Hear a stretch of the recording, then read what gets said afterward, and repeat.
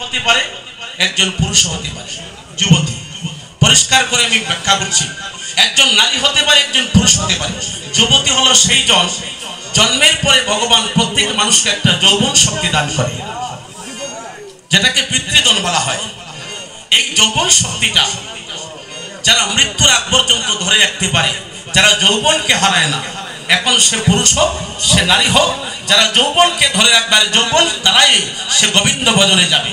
যারা যৌবনকে শক্তিকে যারা হারায় না, সে যত বছর বয়স হয়ে যাক, 120 বছর হলে সে আমার কাছে চিরদিন যুবতী হয়ে থাকে। গৌর হরিবল। পরিষ্কার হলো? অনেক মানুষ দেখবেন আসতে বয়স হয়েছে 16 বছর, দেখবেন ওইখান থেকে অর্ধেক ফাঁকে গেছি, দল হয়ে যাইছে। আসলে এরকম, হ্যাঁ, মাথার চুল ফাইকা, দাঁতও পরম দর্শে হরিবল। আসতে বন্ধুরা, 30 বছর বয়স হয়েছে এমন মানুষ আছে, দেখা যায় মনে হয় 80 বছরের বেটার মতো, এরকম আছে না নাই? আবার 80 বছরের বয়স হয়ে গিয়েছে, সে এখনো শক্তিমান, যৌবন হারায় নাই। এই জন্য বলছি, এটা যদি ঊর্ধ্বগামী হয় তাহলে হবে রাধা, আর নিম্নগামী হলে যাবে তুমি মারা। একটা শ্বাস প্রশ্বাসের মধ্যে তুমি ধরে রাখতে হবে। রামদেব শিখায় না, এটা দেখেন তো আপনার টিভির মধ্যে। এই সাধনা যারা করতে পারে, যারা যৌবনকে হারায় না, সে চিরদিন যুবতী হয়ে থাকে।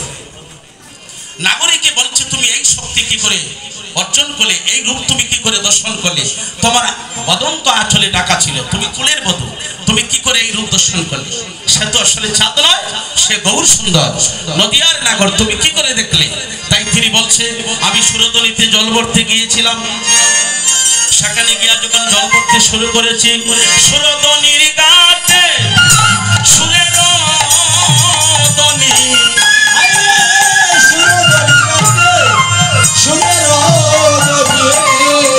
সুরদনির কাছে সুরের ধ্বনি,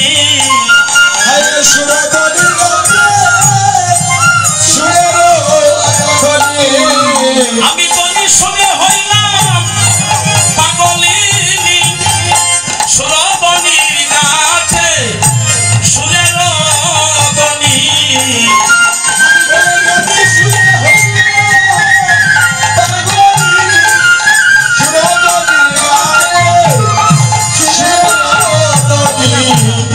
আমি বুকটা খুলে আমার বদন তুলে,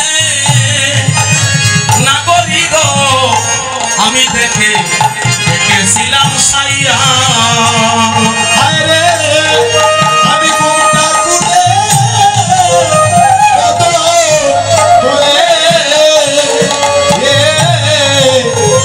দেখেছিলাম